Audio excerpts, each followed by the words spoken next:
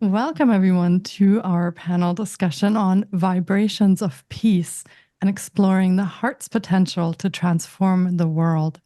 And today we're delving into the fascinating interplay between science and spirituality, examining how heart coherence and meditation can profoundly influence global harmony.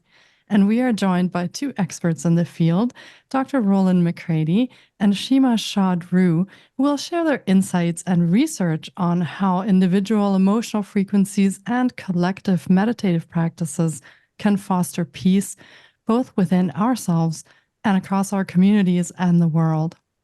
And with that said, please welcome Dr. Rollin McCraty.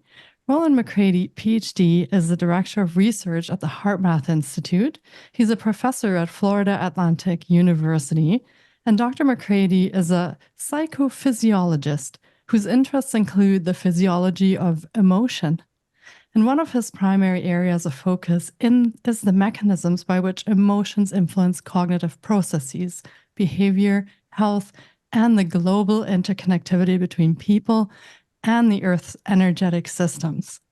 And he has been with HeartMath Institute since its founding in 1991, and he has worked closely with Dr. Childress to develop HMI's research goals and has been instrumental in researching and developing the HeartMath system of tools and technology.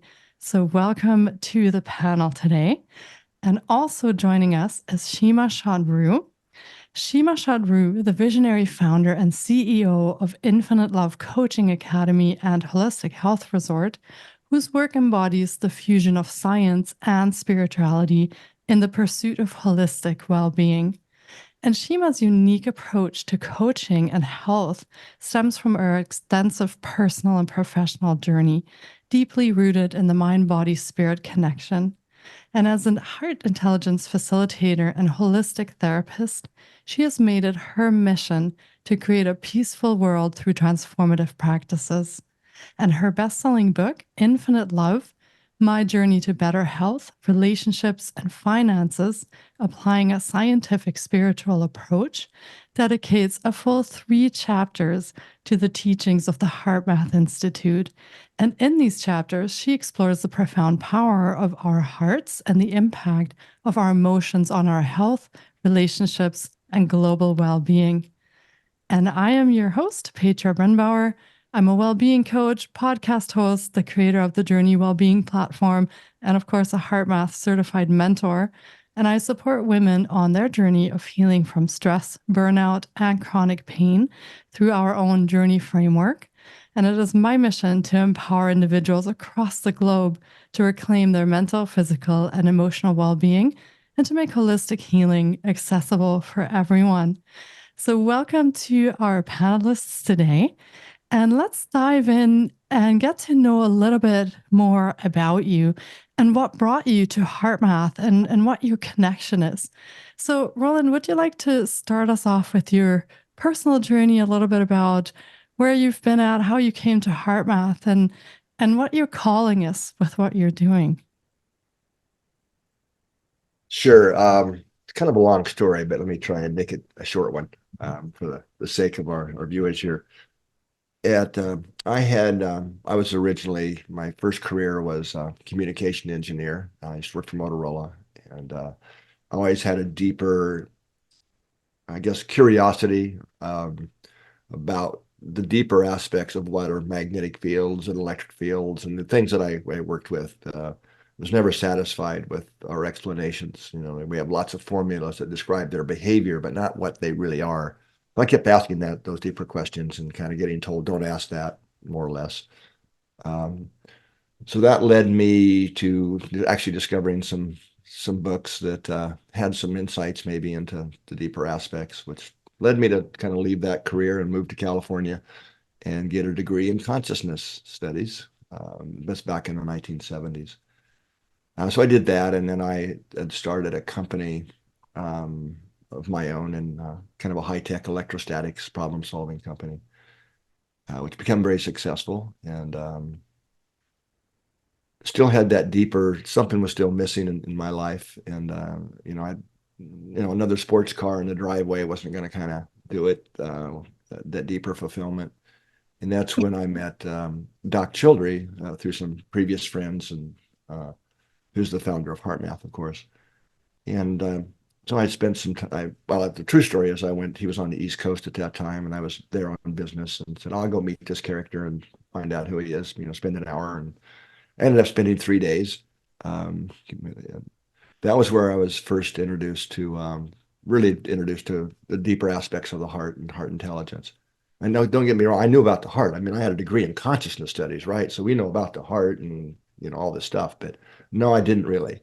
And that was kind of so I then brought some of the experiences and practices this long before HeartMath and the formal techniques we have now into my work life and personal life, and can honestly say that I made more personal inner growth in the following 3-4 months than I had in many years of meditation and things. Not that I got a lot out of meditation, don't get me wrong, but this was different. So I started bringing those best I could into my company, and which, long story made short, finally had the courage to follow my own heart's inner guidance and sold that company and helped join with others and to help Doc found HeartMath. Wow, thank you so much. Personal experience is the real quick answer. Yeah, thank you so much for sharing that. That sounds really intriguing. A degree in consciousness in the 1970s. It sounds so far ahead of its time, even. So, thank you for talking about that. And Shima also has a very profound story to share of how she came to HeartMath. So I'll invite her to share a little bit about herself as well, and how she came to do what she does today. Thank you so much. Well, I was born during the war between Iran and Iraq, and the first 6 years of my upbringing is under the bombard attacks and witnessing terror, horror, conflict in the world made me question everything. Asking right at early age in my life, how can I establish peace on this planet? First of all, who am I? Why did I come here to this conflict-full world? And how can we make a change? My mom often recalls a specific memory, and she says, you were 3 years old, and I was home alone with you and your 3 siblings. Your father was on a business trip. And in the middle of the night, the hazard alarm went on, and I had a couple of minutes to get us in a safe place. So I grabbed your 1.5 years old sister on my arm, hold your hand, and ask your brothers to follow me 80 stairs down to the basement. In the middle of the crowd, in the midnight, when everybody is running to save their lives and you hear explosions one after each other, I realized that I lost your grasp. And when we arrived to the basement, you weren't there. So she says that I was frustrated and I was very scared that I have lost you. Running up back all the stairs to the yard, praying to angels to save you. When I arrived to the yard, I have seen you're standing in the corner of the yard, holding your index finger to the sky, pointing to the Iraqi jets and shouting, Saddam, if you are a man, come here and talk to me instead of standing up there and hiding and bombarding my family and friends. She says, I couldn't believe my eyes and my ears. So I grabbed you and ran down to the safety. This story has been repeating since then in my family, and they often make jokes about it, that Shima always wanted to make peace and negotiate with politicians and with world leaders about peace. So I found myself daydreaming all my childhood, being lost in this dreaming, negotiating with world politicians, how can I establish peace? And for a while I thought, this is the mission of everybody else. This is something that we all have in common. And after studying so many different ways of establishing peace, I went to Turkey, spontaneous trip to Konya in the south of Turkey, made me familiar with the teachings of Rumi, this Persian poet of unconditional love. When he said, yesterday I was clever and I wanted to change the world. Today I am wise and I'm changing myself. This shifted something in me. And it was such a relief to understand in order to change the world, I didn't need to do anything. All what I needed was to change myself. So it was a profound understanding, but I could get the grasp of the depth of this teaching only later on when I became familiar with the HeartMath teachings. When they shared the scientific studies about the electromagnetic field of our heart and how by creating coherence in our heart, we can influence the electromagnetic field of our planet, and how can we create a change in the well-being of everyone else by creating inner peace. So this is the topic that we are going to delve deeper into today, but that is what brought me to HeartMath and made me one of the biggest fan of the amazing work that they did. And I have decided to dedicate 3 chapters of my book, bringing this knowledge, bringing this information to as many as possible. Thank you so much for sharing that. And what a profound story you've had. And I am actually very, very grateful that we've managed to bring all of us together today, because I feel like the experience and everything that both of you have put into HeartMath and the studies and understanding it and then proliferating it into the world will have such a profound impact and has already had a profound impact. So let's dive into HeartMath a little bit further and break down the concepts a bit more. This is a huge topic. Obviously, if we're talking about global peace, we're talking about all the pieces that go into the techniques. These are big, big topics. So let's start. And maybe, Rollin, you'd like to speak to that. What is the meaning of heart coherence? What is heart coherence? And how does that actually affect our health? Because this will be the first piece in what we'll be talking about further. But let's start with that, and specifically what heart coherence is and how that affects us. Sure. To really answer your question, I need to preface this by saying that heart coherence, there's different levels of what we mean when we say that. So I can talk on, which I'll do first, purely physiological, right? So what might be the best way to answer your question is to go back in history to the early 1990s when we started our research facility here. And we were studying how different emotions affect our physiology, our blood pressure, our hormones, or the brain waves, and all these types of things. And we were a little ahead of our time in a way, because we were at that time, the early 90s, right? There were maybe 3 papers in all of the research literature, published journals on positive emotions. Fortunately, that's really changed since then, but that came many years later.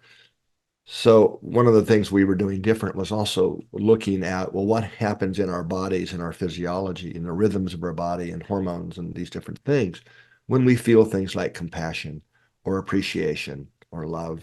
The thousands of papers on stress and depression and anxiety, of course, at that time. And what we found was that the most reflective things that we can measure in the body of a person's emotion that correlated with the emotions was actually the rhythms of the heart. It wasn't our brain waves, and it wasn't these other measures. And that showed up in what's called heart rate variability, which is the beat-to-beat change in our heart rate. That's always changing, and it creates these patterns. So when we're feeling like anxiety, it creates a kind of a chaotic looking pattern in the heart rhythm, or frustration, which is actually a different looking pattern, but still kind of a chaotic looking pattern. So that was pretty revolutionary at that time. But the more significant finding was that when we really felt appreciation or kindness or compassion, these types of things, that the heart rhythm not only shifted its pattern, but our body was shifting into a different functional mode of operation. And that was reflected in the rhythms of the heart, which we now later called heart coherence, where the heart rhythm becomes this rolling hills or sine wave looking pattern. And then following that, what was going on, what can explain this, that rabbit down the hole, so to speak, that led to many, many discoveries and connecting the dots, that we really do flip and shift into a different optimal state. God, I can't talk this morning. Optimal state is what coherence reflects. And there are now 500 independent studies that have used, the HeartMath approach and techniques to study this. So we now can say with great confidence that learning how to be more coherent, heart coherent, has a lot of benefits. I mean, a lot of physical benefits, lowered blood pressure, better hormonal balance, faster recovery from many different types of health challenges. But even more importantly, there's a way that we can walk through life with less stress, more ease. So that would be physiological level, a lot of benefits. I mean, we can teach this in a way that makes sense to first responders or law enforcement and firemen, engineers, right? Because they can understand the language of optimal function physically, physiologically speaking. But on a deeper level, heart coherence is also reflecting, excuse me, a deeper synchronization or alignment between our mental activity, our thoughts, our emotions, and what we could think of as our larger self, right? Or our higher self, where those things start becoming aligned. So that's what we really mean by heart intelligence, so that we're able to bring that into our decision making, into the way we kind of move through the challenges of day-to-day life. And so that's really the bigger aspect of what HeartMath is about. That's fascinating. And I love the fact that we're talking about this at the moment on a more individual level. But let's take this global. And Shima, you have studied and worked with HeartMath on a more global scale to kind of find out the impact of heart coherence on global well-being. So let's expand on what Rollin was talking about on this more individual level, and what have you found when you have taken this globally? Well, as Rollin explained, when there is a coherent communication between our brain and the heart, we are in a state of heart coherence. So there is an electromagnetic field around every living being. And around our heart, we have the largest electromagnetic field that we can measure today at the scientific labs around 2 meters around us. That means when I'm sitting here, 2 meters in front of me, 2 meters behind me, 2 meters on my right, 2 meters on my left, 2 meters above, and 2 meters below, it's the electromagnetic field of my heart. And the electromagnetic field of the heart is mirroring our emotions to the electromagnetic field of the area around me, is mirroring this emotion to the electromagnetic field of other beings, including our planet. And it's also receiving information from the electromagnetic field, from the collective electromagnetic field, and sending this information. And according to this information, the brain will act. That means if there is some kind of stress in the surrounding, imagine there is a wild animal in the surrounding, my heart will pick up that information much faster than my eyes and my brain and would deliver that to the brain, and then the brain will release stress hormones. So that's very interesting to understand that this communication between there is this communication between heart and brain, and this communication need to become coherent in order for us to have a better health. Now, knowing that we are mirroring our emotions, whatever is happening inside us, we are sending and broadcasting it through the electromagnetic field of our heart to the global field. They have came up to this conclusion that whatever you feel inside your heart create impact in the well-being of others. So they have done over 600 scientific studies during 30 years, published during 30 countries, within 30 countries, published in 200 universities, studying the power of meditation on affecting global field in reducing crime rate and fatality in the war. Specifically, HeartMath Institute, they run an experiment during the peak of the war between Israel and Lebanon in 1986. And they sent practitioners to Jerusalem and Yugoslavia and USA during 27 months of study to meditate and focus on peace.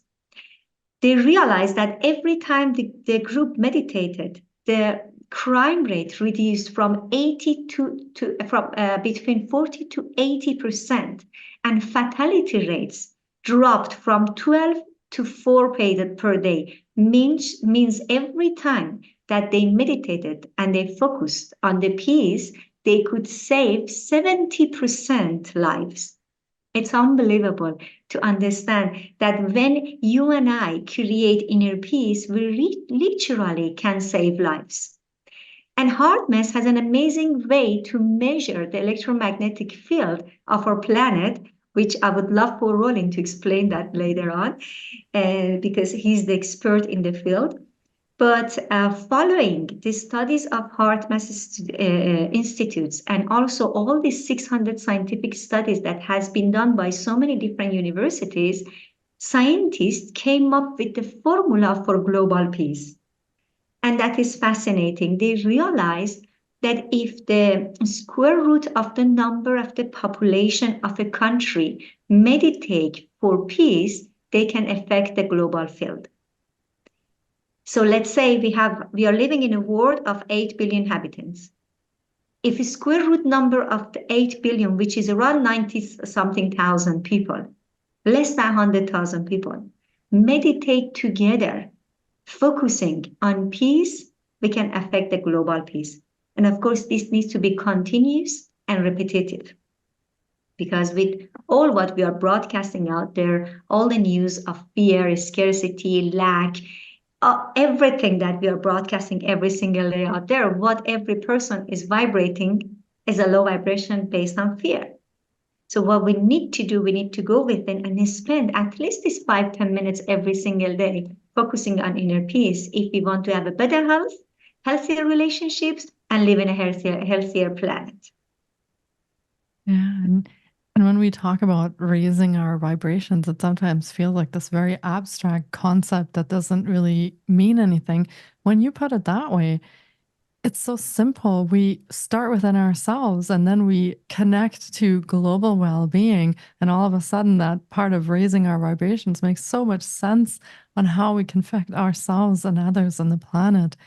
And do you want to do maybe a brief demonstration of a heart coherence technique or something that the viewers can just get a glimpse at how this works? So when we're talking about HeartMath and heart coherence, do you have a short technique where they could maybe have a quick insight on how that works when we talk about that? Sure, you would like me to answer or Rollin answer that too? It's absolutely fine. Yeah, You want me to answer that? Okay, sure. Sure, if you want to do one of the short techniques maybe, and then Sure. we'll continue after that.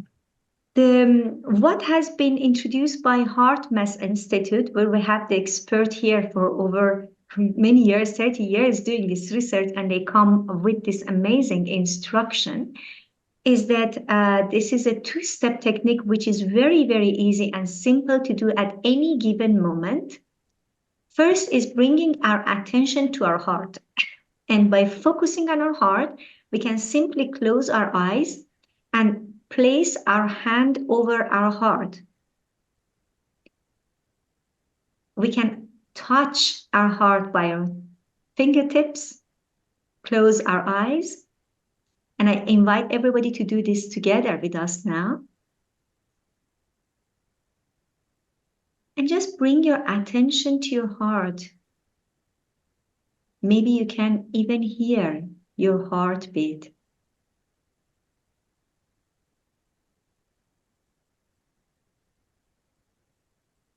And now start to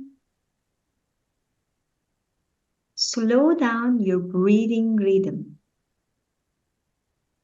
Inhale deeply into your heart and exhale fully from your heart.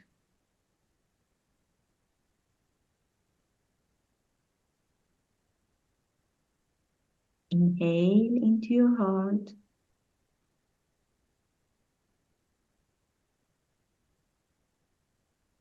and exhale from your heart.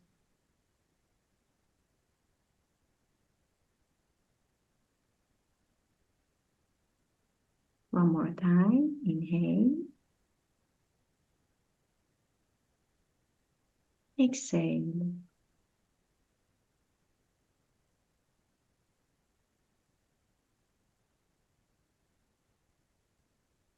Already you have achieved to create a coherence in your heart by just focusing on your heart, breathing into your heart, and exhaling from your heart.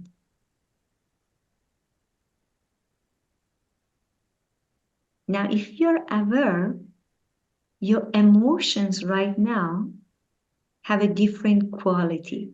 You are more calm, more relaxed. If you pay attention right now to your emotion, if you observe your emotions, you have a calmer, peaceful emotions.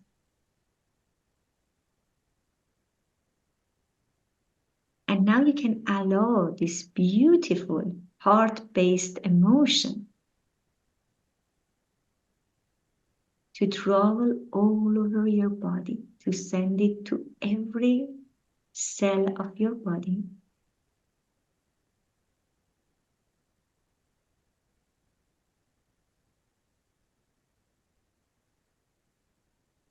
And allow that to expand around you and fill up your aura and your space.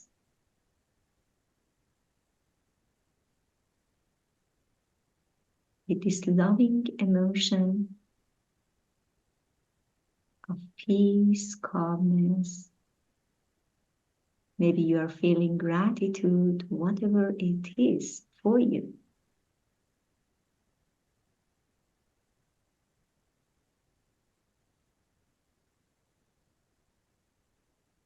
Congratulations.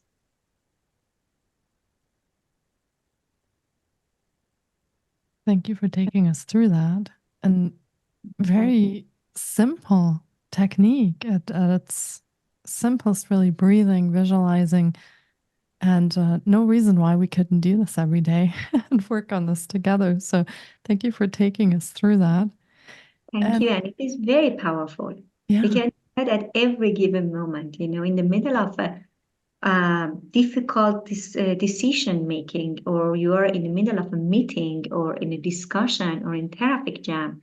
There is no reason we don't dedicate ourselves 1 to 2 minutes to bring so much benefit to our life that Rollin explained before, the benefits of creating coherence between this communication between the heart and the brain. Yeah. So now that our viewers have gotten a sense of what we're talking about on how we are moving into coherence, let's talk a little bit about measuring, as you touched on before, Shima. And Rollin, I'd like to come to you for that because I'm curious how HeartMath measures these effects of meditation and heart coherence on the electromagnetic field of the world. This seems to be a huge undertaking to find a way and a means and then an analysis on how to measure that. So how has HeartMath done that? What's in the works for that? Yeah. A number of different ways. So first thing, if I may, so there are about 8 core HeartMath techniques. Shima led us through one of the basic ones, but only one of them is really a meditation technique called heart lock-in. Most of what the HeartMath techniques are is really about accessing that, our larger self, I'll just say it here, in the moment, bringing our physiology into coherence. I like traffic jam analogies, right? It's when we hit the traffic jams of life, not just when we're meditating, but that's how we can really kind of flow through the day with more grace, more ease, less stress, is by in the moment connecting with that deeper part of ourself, our heart's intelligence. I just kind of wanted to make that. That's kind of one of the key differentiators, I think, of HeartMath. But yes, it does. It's heart focused meditations are also very important to retrain our body, our physiology, our nervous system into heart coherence as a new familiar state. And it starts to feel uncomfortable when we're not in that more optimal state then. But um, as Shima also already described, the heart, when it beats, it creates a magnetic field. And the reason I know that is I can measure it. And we use devices called magnetometers to measure that. And you can take them outside the body because the magnetic fields go through things, right through the skin and radiate. And as she said, those fields are carrying information about our emotional state, patterns, which we can also decode and look at on, graphs and see the different energy patterns, vibrational patterns of different emotions that we're literally broadcasting into the environment around us. And then we showed that our nervous systems are also like big antennas that are tuned, if you will, to the biological frequencies of other people. So there's this communication that's always going on, for most people under the radar, that we're not consciously aware of, but an energetic dance or communication that's always going on that has profound influences on how we perceive other people, whether we trust them or not, how we feel about them, whether we believe them, etc. Right? Now, to bridge it to the bigger planetary level, several different instruments now of measuring planetary fields.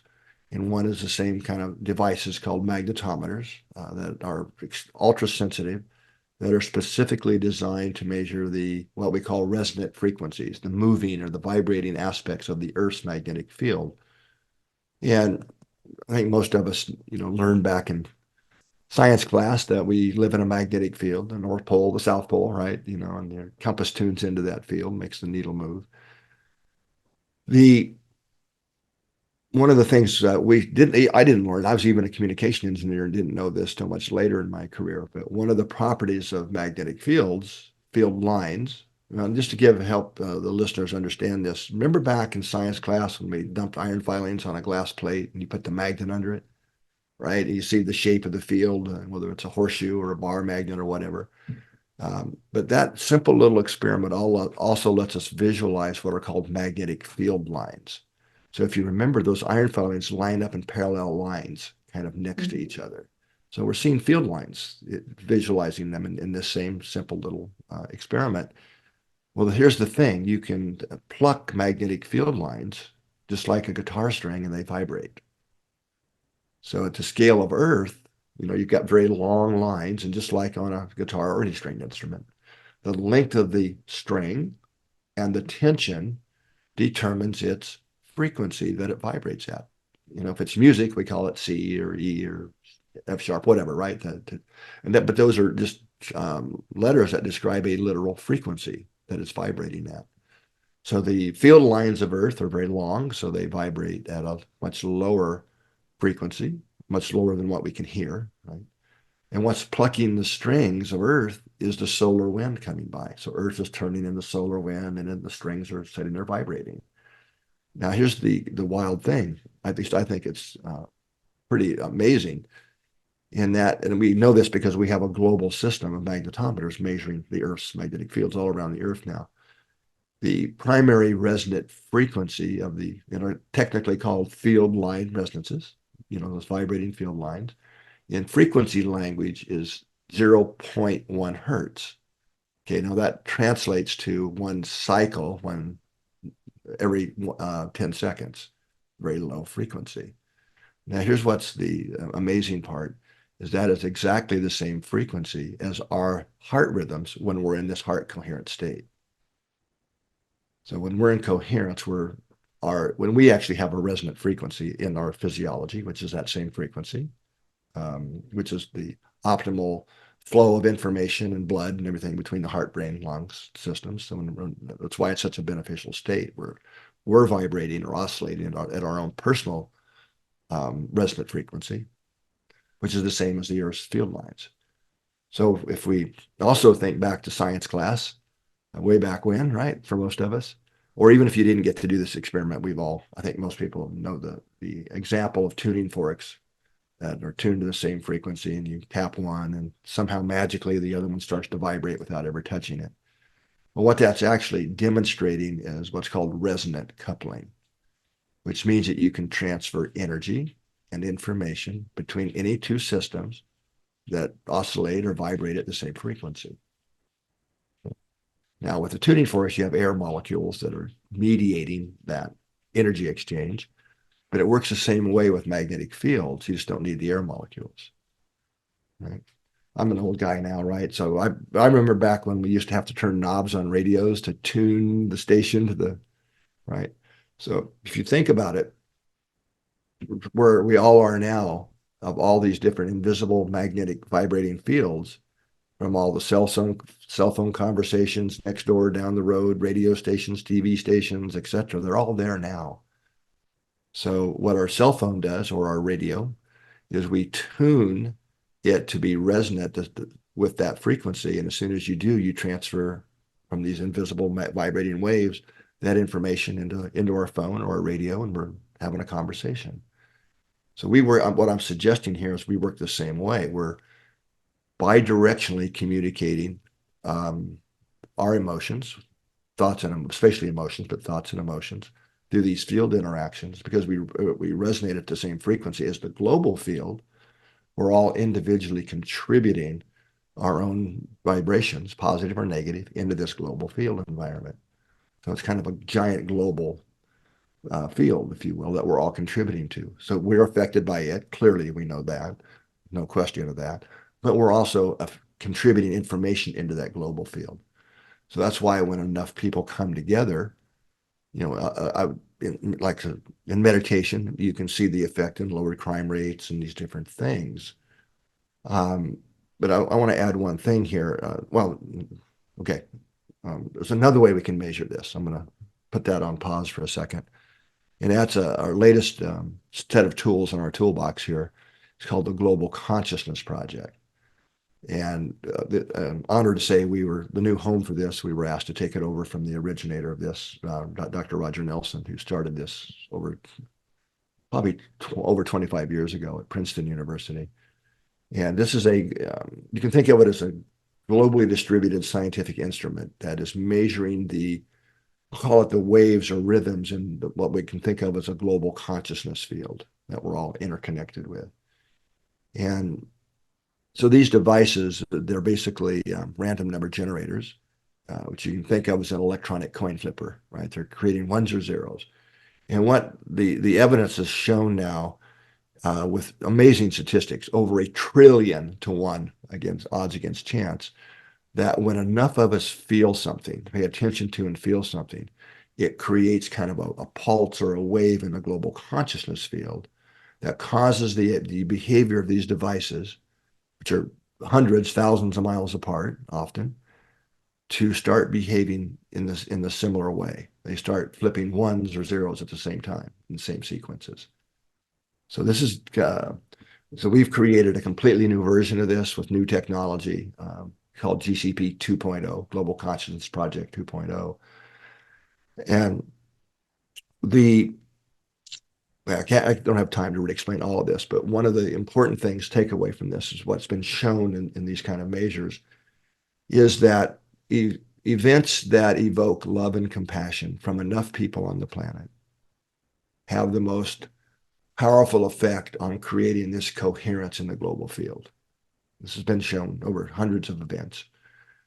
So we already know that. Now, one of the new hypotheses, or I'll say that we're starting to test, and so far that's looking really good that this is correct, is rather than it being the number of people, like the square root of the population, that there's something even more important, and that is how coherent are the individuals participating, and do they have a shared intention?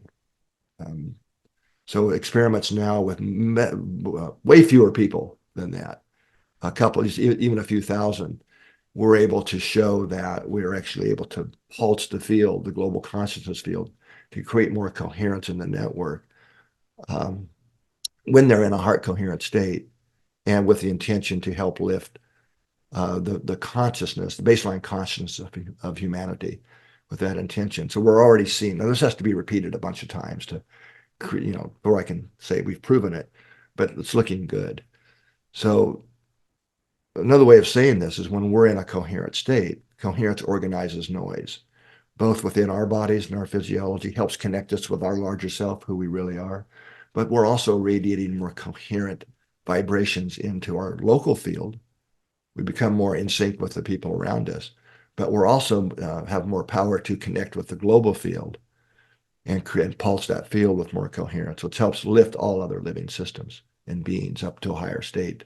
And if enough of us do that enough, then we can eventually shift to an increased baseline in the global consciousness of humanity. Oh, thank you for taking us through that process. And what an exciting time we live in today to be able to measure this and actually study it. Whereas we may have suspected or thought of, many 100 years ago that that's how it works. Now we can actually measure that. We can scientifically talk about this. I find this absolutely fascinating and very exciting that we all get to be part of this. And going from how we measure this now and having established that what we do affects our planet, affects other living human beings, Shima, I'd love to come to you now. And you touched before on this scientific equation, on the formula for global peace. So how can viewers practice this? It seems like a big undertaking, and we have to come together in a coherent way and do this together. So how do we do that? And I think you've also prepared a little meditation to kind of show us how that works. Thank you, Petra. And I'm fascinated by what Rollin just shared about the new way of measuring the coherent field. And when people are creating heart coherence and set that intention, we need even fewer people. And that's absolutely fascinating. I love that. Thank you so much for sharing this. Actually, I have been receiving this information during my channeling sessions. I work with the Universal Directory of Information, the Akashic Records, the records of the soul. And this information came to me a couple of years ago, that every time that we had a group meditation, they would tell me, when you are going to do the meditation, connect to the Akashic records, and then you would need much less people in order to affect the global field. And today, what Rollin says is a scientific proof for that. And I'm so happy, so delighted to hear that. Thank you so much for sharing that amazing information. And as you have said, what we are feeling inside us is creating a ripple effect in the ocean around us, as if you're throwing a stone inside the ocean, and you may not see how wide and how far these ripples go, but they never end. So how can we bring this into our daily practice? First of all, to become aware that what we feel inside matter. Every feeling we have inside us, it's creating a different reality in our personal well-being, in our relationships, and in our global well-being. So it's important to bring this to the awareness as the very first step. What am I feeding the global field with? Am I feeding this with anger, resentment, anxiety, fear-based emotions? Or am I going to contribute something intentionally good for the well-being of everyone involved? That's the first thing I think we need to bring to awareness. Understand that what you feel inside you is creating a shift in the life of everybody else. So if you're every single day starting your day with watching terrible news or going to bed, bringing all this catastrophe to your subconscious mind, that's a moment you need to create a shift and see, okay, now I don't want to fit myself with those fear-based information. How can I change? If I see there is a war in this country, there is discrimination in that country, there is a high crime rate in the other place, how can I change? Just go within, set the intention to create a coherent in your own heart, and from that, create a vibration of peace and compassion and gratitude, as Rollin explained. Whatever is that feeling for you in that moment is creating a change. And if we come together, and HeartMath has the program of the Global Peace Pulse, right? So you can even sign up on that program. There is an application you can download, and you can see whenever other people are meditating, you can just join the quantum field and create that coherence. So that is the moment you're adding and you're getting together with the rest of the people. And in Europe, I have designed this program according to European time. Every Sunday at 9 p.m., I found it the time that everybody is now kind of calm. They come to the end of the weekend, and now they are planning for the day after. So they have this moment of peace. At 9 p.m. Central European time, we are creating heart coherence and focusing on the peace with the intention of sharing this peace with the world. So I created a Telegram channel for this global peace meditation. If people would like, they can join. But also, you don't need to do anything special. You only need to meditate 5 to 10 minutes, create coherence in your heart, and share that with the world. And knowing if you do it at 9 p.m., you are joining us in the quantum field. So there are many others doing it at the same time. And invite more people to do it. And for the meditation, as you mentioned, I haven't prepared anything, but every time spontaneously, I just tune in to the vibration and start with the meditation. So we can do some short meditation together, and inviting all the loving audience to join us in this very moment to create inner peace, to create heart coherence, and to vibrate this beautiful emotion with the world around us. Okay, so if everybody is ready, we can start. All right, sounds great. Thank you for doing this. I think this will be a lovely experience for everyone. So take it away. With pleasure. Sit back, relax, and close your eyes. Start to breathe deeply and slowly.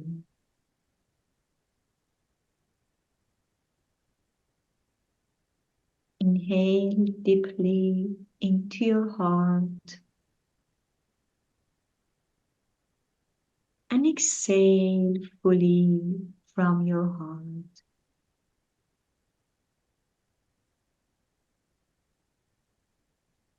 And let go. Bring your awareness to this moment, here and now.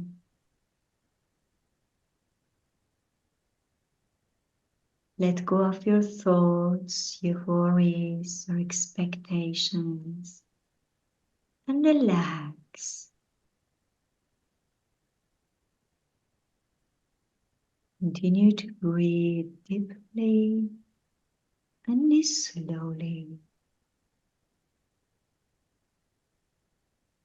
Imagine a beautiful white healing light is coming down to your head,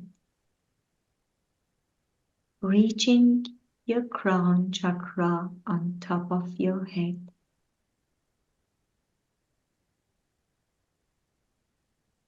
Balancing and harmonizing your crown chakra.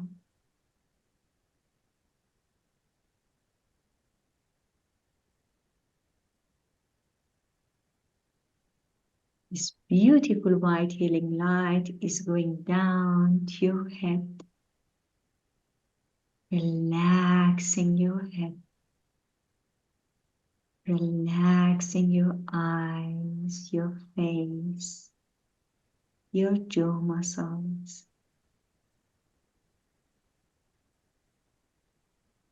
As you breathe deeply and slowly,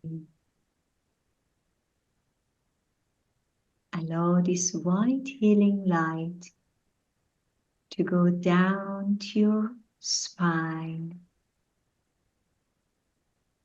Relax your spine and see how this beautiful healing light is balancing and activating every energy centers on your spine.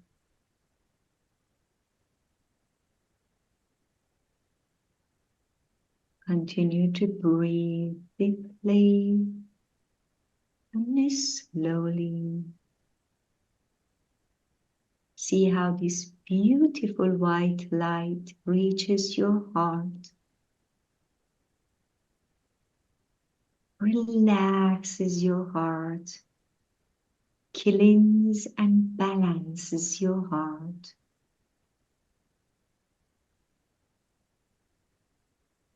And open this heart to every direction. You can feel the expansion in your heart.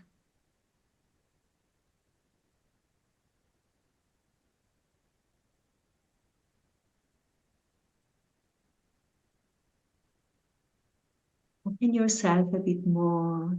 Allow more of this loving, healing light to travel down to your spine, reaching your root chakra on the bottom of your spine, balancing and activating your root chakra.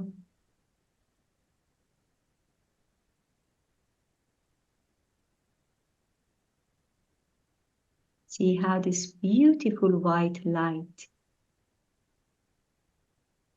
flowing freely from your head to your spine to your root chakra effortlessly, and going down to your legs, knees, feet, relaxing your feet and going down to Mother Earth, grounding you deeply to Mother Earth.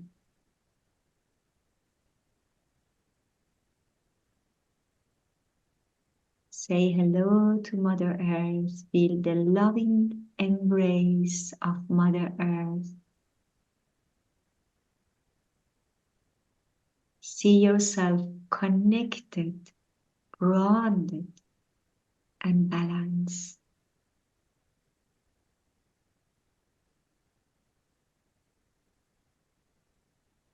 In the heart of Mother Earth, there is a beautiful crystal ball spinning really fast, sending you thousands of photons in rainbow light to your body.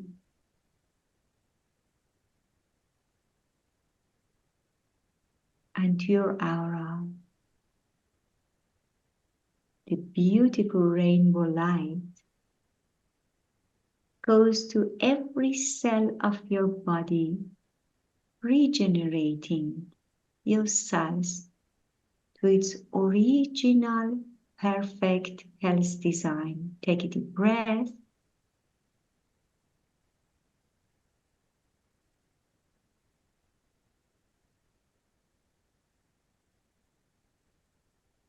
See how this beautiful rainbow light reaches your heart and merges with the energy of the divine in the center of your heart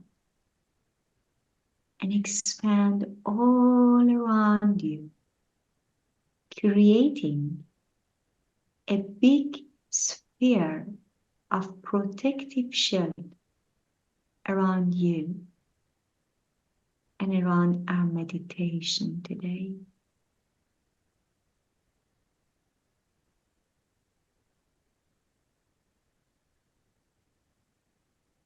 See yourself protected, loved,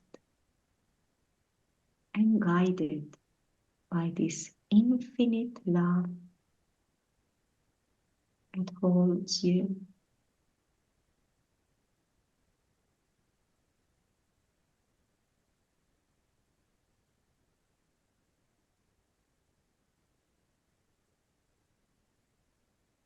This very moment, bring your attention to your heart.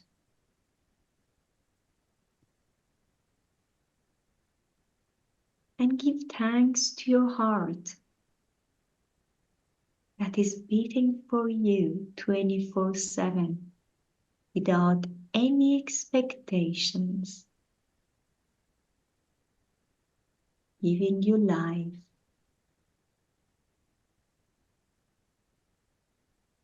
and bringing intelligence to your life.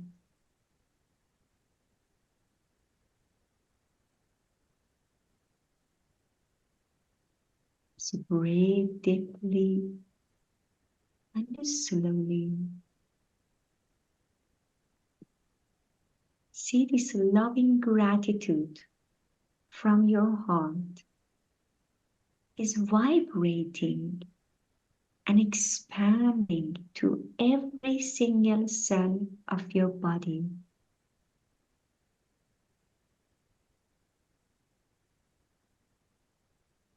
A beautiful pink light shining out of your heart, reaching every cell and expanding all around you, filling up this space around you with loving gratitude.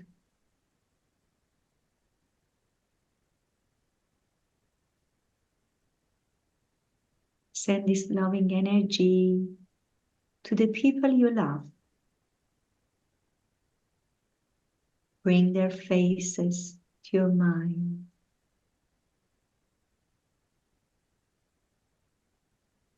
And see how they are receiving this beautiful pink light in their heart.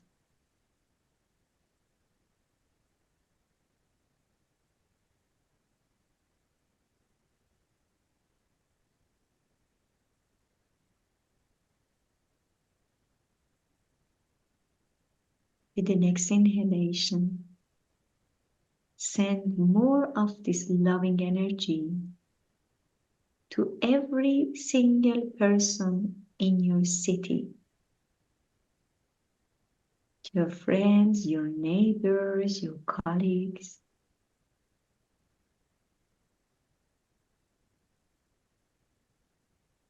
everyone that lives in the same city. And see how their heart is lighting up with this pink light, receiving your loving gratitude.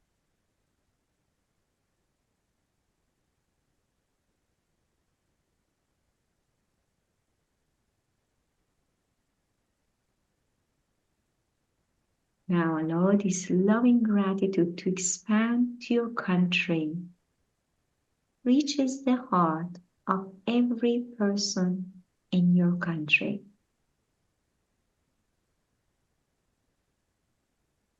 See their faces with a smile, receiving your loving intention in their heart. And beautiful pink light is shining in their heart.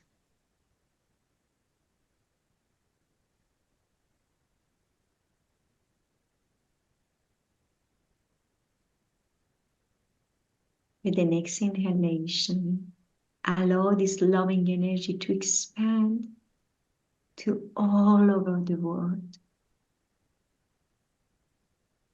See every human being receives your loving intention and gratitude in their heart.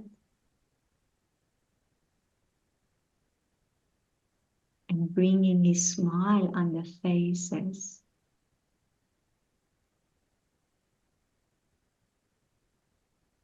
as they receive this beautiful pink light.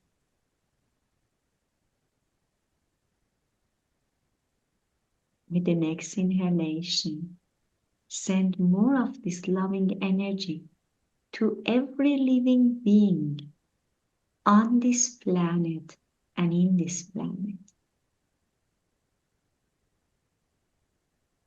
Every animal, every bird, every plant, every butterfly. You are all receiving your loving intention in their heart.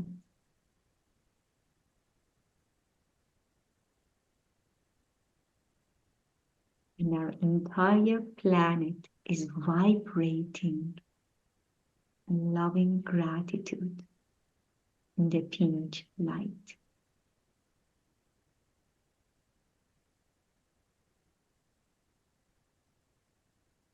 The energy of Mother Earth is shifting and raising. Beautiful pink light expands in the entire universe, reaching the heart of every other being in this universe.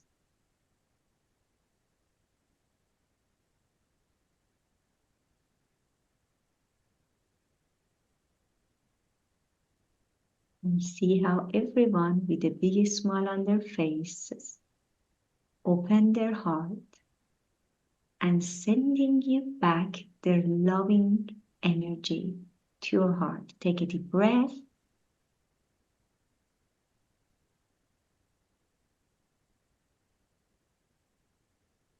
And receive this loving energy in your heart.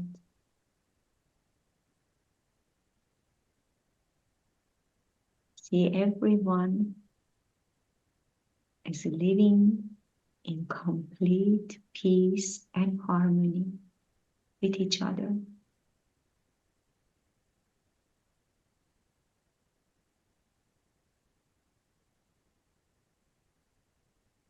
And everyone shares their gift with the world.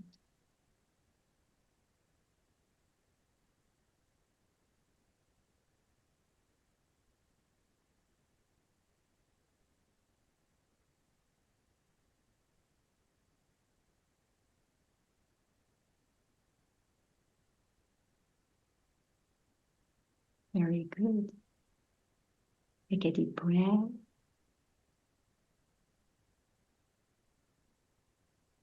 Bring your attention back to your heart.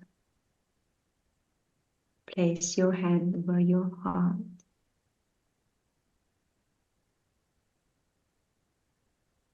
Giving thanks to yourself to participate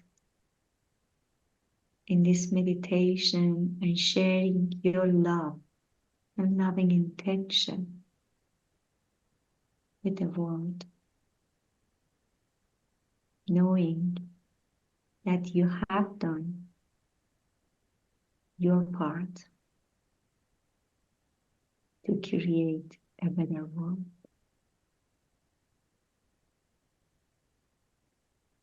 Keep repeating this meditation and do it as often as possible.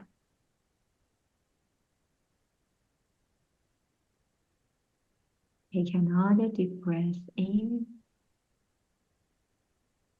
and out. Bring your attention to your body. Move your hands, your toes, your neck slightly from one side to other. And whenever you're ready, you can open your eyes.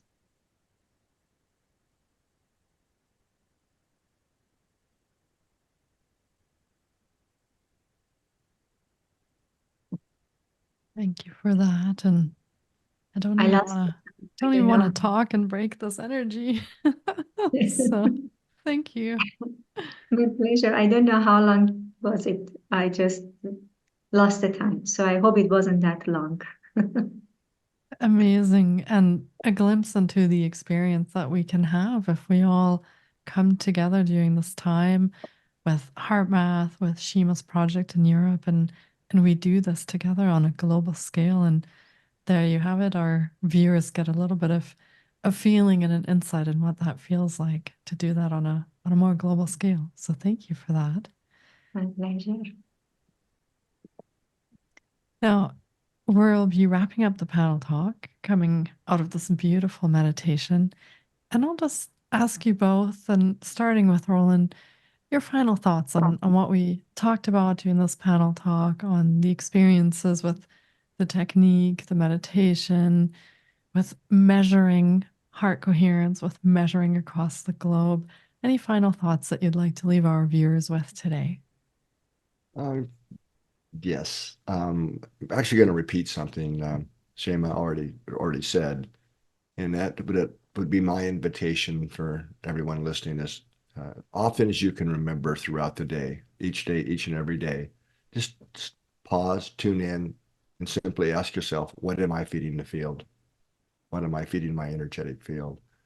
And if you find that it's frustration or impatience or anxiety or maybe even more destructive emotions, that you take some heart breaths, heart focused breathing, and then do that for, it doesn't take long. You can do this with your eyes open. You can do it while you're driving in a meeting, whatever. And then just after you do a few breath cycles of heart focused breathing, then just consciously and intentionally shift your inner emotional state to a higher vibration, whether that's kindness, compassion, care, appreciation, doesn't matter. Because it matters what we're feeding the field. Absolutely.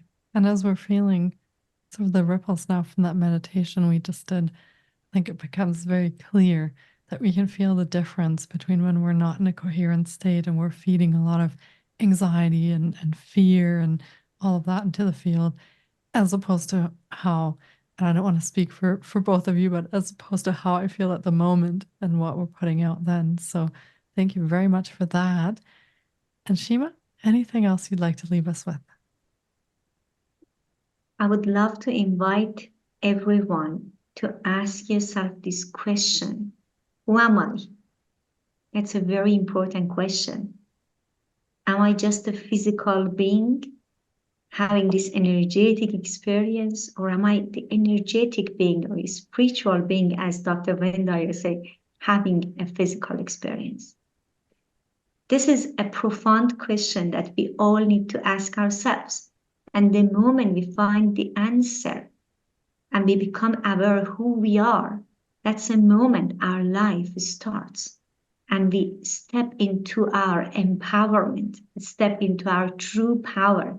If you realize the love that you vibrate from your heart, the power that you have inside your heart can become a beautiful weapon to transform all negativities into positivity, you will realize how powerful you are, and you would not spend a second in anger, in anxiety, in resentment, in fear, and any other emotions that doesn't serve you. It's very good to experience all those emotions. The negative emotions are all valid part of our life, but we need to understand to not let ourselves to go and get lost in those emotions. So we need to understand who we truly are and what a tremendous power we have inside our heart. As Rollin said, practice heart coherence at any given moment throughout your day and bring yourself more into the coherence with your heart and also with our planet. As we know, and he shared very well, that the pulse of the planet and the pulse of our heart both are vibrating at the same frequency. So the moment you bring the coherence, you're bringing the vibration, matching the vibration of the Mother Earth. We are not here to heal Mother Earth. We are part of Mother Earth. We need to heal ourselves. When we heal ourselves, the Mother Earth will heal. Thank you very much for leaving us with that. Such beautiful words and insight for everyone viewing and listening. And I will just remind everyone that we are going to put more information about each of the panelists, some of the links that we spoke about in our panel talk. We'll put all of that in the description. So if you have enjoyed this panel talk, you'd like to know more, you'd like to dive into some of the things like Shima's book, for example, you want to participate in some of these events that are being put on, check the description. We'll make sure we link all of that there. So thank you both for your time today, your expertise, your wisdom, your experiences. It has been fantastic sharing that. And I hope the listeners and viewers feel the same way. I want a huge thank you to you both for being here, and enjoy the rest of your day. Thank you. Take care, everyone. Thank you.